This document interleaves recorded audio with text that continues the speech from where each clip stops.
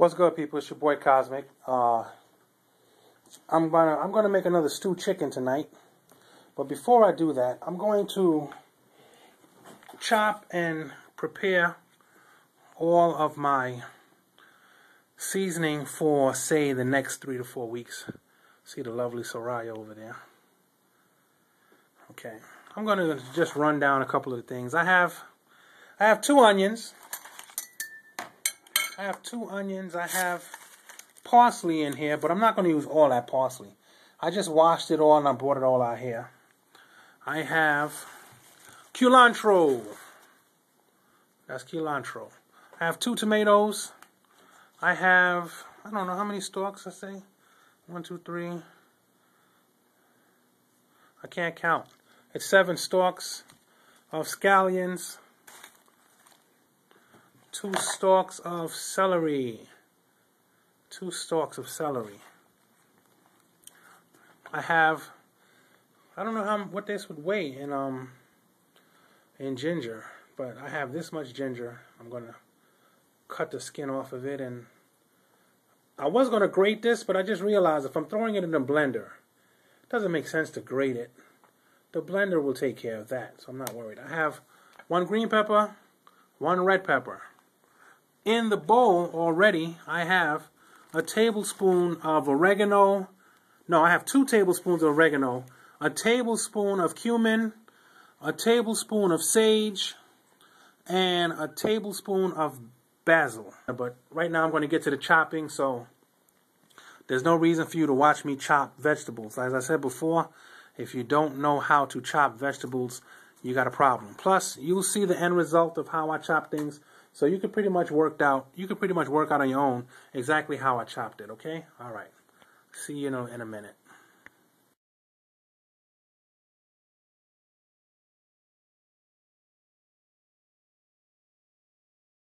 Well, here is everything chopped. Everything chopped up fine. Not too fine because it's all going to go in a blender. But this is everything is in here. The cilantro, the celery, the green peppers, the red peppers, parsley, garlic. I use 8 cloves of garlic. I didn't use a whole garlic in here. It's 8 cloves of garlic. I use 2 full onions. I use about 8 stalks of cilantro and about 5 or 6 stalks of parsley. I use 2 stalks of celery. I already seen in the video. I'm just repeating myself. Just repeating myself for your benefit. There are 2 tablespoons of oregano in here, a tablespoon of sage, a tablespoon of thyme. I didn't use a fresh thyme because of the stick value. I'll throw some thyme in when I'm cooking it to let that extra thyme flavor get into the stewed chicken. For now, this is a mix that I'm going to blend down, and I will use it on anything that I'm going to stew. I just realized I need a bottle, so I'm going to have to go find a big bottle or 2 to store my green seasoning in the fridge in. Yes, this is another. So this is the groundwork to green seasoning. Oh yes, also there is ginger. I took the piece of ginger. I cut all the skin off of it, and I chopped it up also and threw it into here. So everything will blend together into one, like a mushy, almost. It'll be watery, but it'll be like a What consistency will it have? Trust me, it's going to have a lot of consistency because it's still a vegetable matter. I'm not juicing this. I'm blending this. Okay, we're at the next step here. Let them see my face. Come up to my face. What's up, people? It's your boy, Cosmic. Just in case you haven't seen a human face yet in the mix. Now she's going to pan back down to the mix. This is the same bowl of everything. I'm mixing it together here just a little bit so that when I put it in the blender, I don't have like a whole bunch of blended tomatoes and nothing else. Every spoonful I take out of here and put into this dish, I will have a blend of all my ingredients. Now, in these cups are what I'm going to put the green seasoning. They all have covers. They're just somewhere else in the kitchen, but I see them, so I know where they are. I can fill as many of these as I want, put the green seasoning in them, cover them, and I can put tape over it to keep it airtight, or really don't need tape. They're pretty much airtight covers, and I can put this in the fridge. We actually have 3 fridges in this house. Okay, so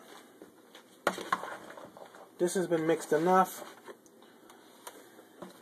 I'm going to see how much I can do without adding water, because there is fluid in all of these greens here. Most of these ingredients are very filled with water, so I might get lucky and not have to use too much water. Okay, we're at the next step here. Let them see my face. Come up to my face. What's up, people? It's your boy, Cosmic. Just in case you haven't seen a human face yet in the mix. Now she's going to pan back down to the mix. This is the same bowl of everything. I'm mixing it together here just a little bit, so that when I put it in the blender, I don't have like a whole bunch of blended tomatoes and nothing else. Every spoonful I take out of here and put into this dish, I will have a blend of all my ingredients. Now, in these cups are what I'm going to put the green seasoning. They all have covers. They're just somewhere else in the kitchen, but I see them, so I know where they are. I can fill as many of these as I want, put the green seasoning in them, cover them, and I can put tape over it to keep it airtight, or, really don't need tape. They're pretty much airtight covers, and I can put this in the fridge. We actually have 3 fridges in this house. Okay, so this has been mixed enough. I'm going to see how much I can do without adding water, because there is fluid in all of these greens here. Most of these ingredients are very filled with water, so I might get lucky and not have to use too much water. Okay, people, here is my green seasoning. I think this is what green seasoning is. I could be wrong. I don't know how far we have to get to see the bottle. You're only looking at the bottle. It's got flecks of red in it, which I'm not used to seeing, but that's because I put a red pepper in it, because I like the flavor of a red pepper. This got more water than I would expect out of green seasoning too, because I think I put too much water. But like I said, it's my first time making green seasoning, so it's got the consistency that I'm used to. And luckily, I got all of these plastic containers around. If I want to, I can put tape around this and put this in the freezer, and it'll last. It'll stay until I need it one day. So I'm going to put that in the fridge, and I'll get back to you when I'm ready to cook. Hey, okay, I've made all of my green seasoning. I've put a majority of it in the fridge, and I have a little bit here. Well, that's not really a little bit. That's a lot. That's a good amount. It's all mixed and minced. It's blended together, so it's perfect. Now I'm going to add some black pepper. This is just about, I'd say, a teaspoon. And I'm going to add about 1.5 tablespoons of salt, even though this is salted already. I salted this last night after I cleaned it in lemon juice and vinegar to get rid of all slime and everything. So now I'm just putting another layer of salt. So it's only going to be about 1 tablespoon. I don't really want a salty meal. I stay away from too much salt, so stay right there. Why this is in the fridge, I have no idea. But I'm going to put some Lea & Perrins Worcestershire sauce on this. Just a little bit.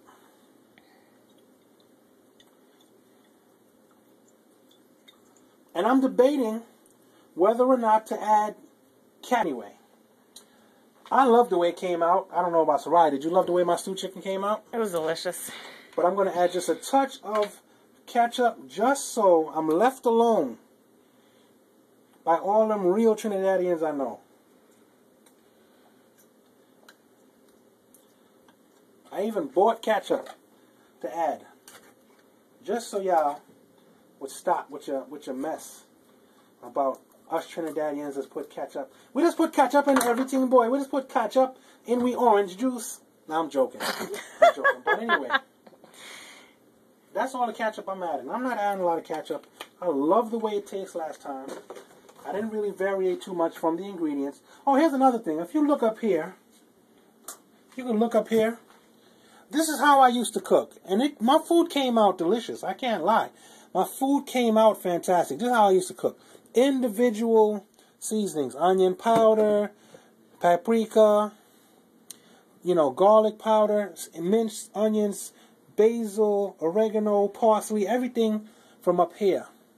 But watching everybody else cook, not too many real cooks cook like that. In between. Now I'm going to add my green seasoning right to the chicken. And of course, like any real cook, we keep our hands clean because we have to do this.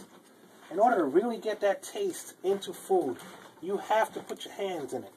You can't be scared to put your hands in it. You got to mix things around.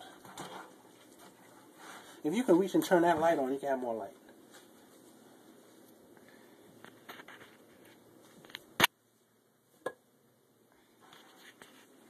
Yes. Anybody who really cooks know you have to do this.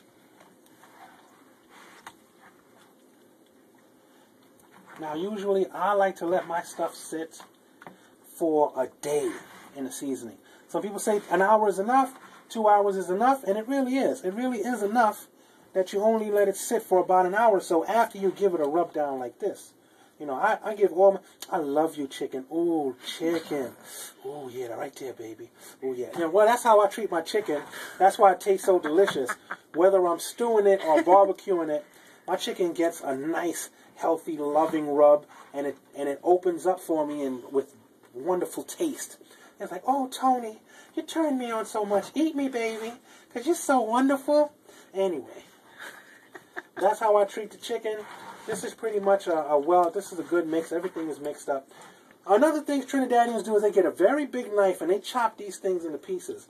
That's a cultural thing where you never know who's coming. So they don't eat a lot in Trinidad. I'm on the big side. I need to lose some weight so I can get down slender. But they chop the food up for when other people are coming over. You never know who's popping up at your house when you're Trinidadian.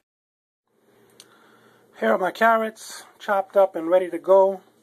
Everything else is in the fridge. It looks like I forgot to put away some, oh, my back. Forgot to put away some scallions, but that's an easy task. Like I said, you got to wash up constantly. You got to try to keep your kitchen as clean as possible. It's very beneficial to you to keep your kitchen clean. Alright, I'll be back when it's time to cook. Chicken seasoned long enough. That's been over an hour, right? It's been almost 2 hours. Yeah. Yeah, almost time to eat. So, here I am with some Wesson canola oil. I'm going to pour a little bit of this in the pot. Now, I need to get a spray bottle to mix this. But what I do is, I really don't want all this grease in my food. So, I use a piece of paper towel to spread it around the pot. So, now the pot has enough grease for what I need to do next. And that's to get that pot nice and hot.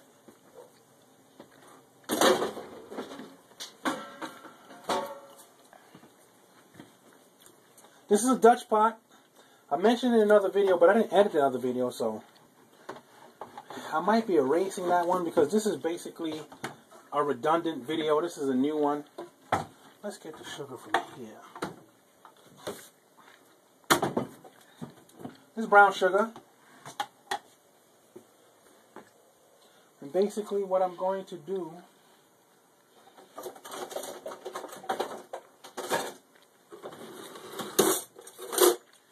is put some brown sugar into this. Once I see a little bit of heat coming off it, I might as well turn the fan on because it does, well, I don't need a fan yet, but it does get very smoky. This is a part that gets very smoky.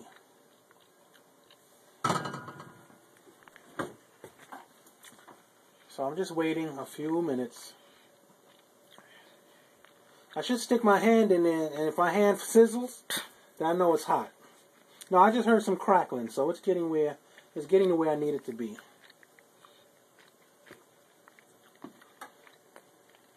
That should be hot enough. But you want the pot hot. Now, this should be enough brown sugar. And what will happen is it will start to cook.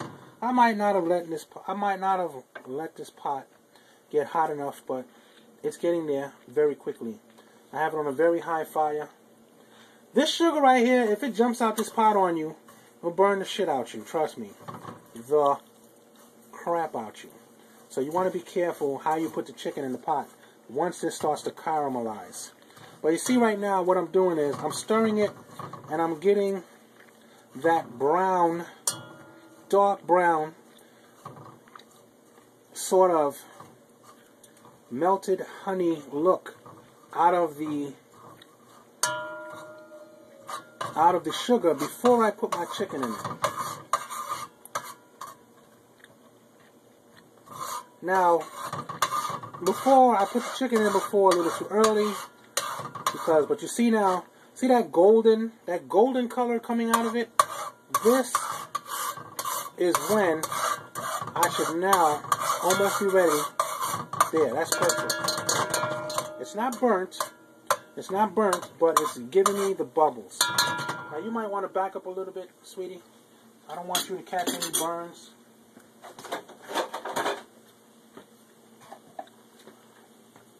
I try to have something in between me and the sugar. Ooh. I don't know if you can see me flinching back like a little girl, but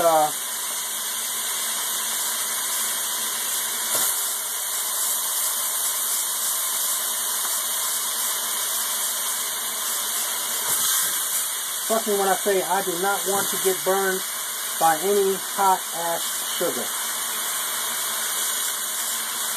What's going on here?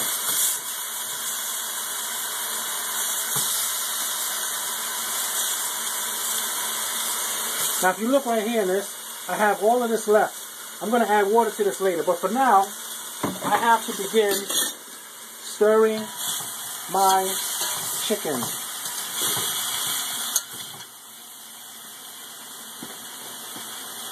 And I almost forgot to turn the fan on.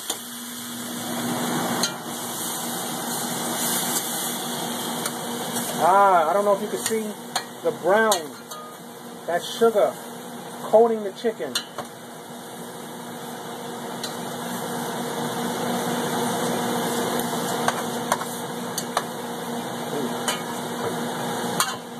Now what's also going on is this chicken is starting to release its own juices.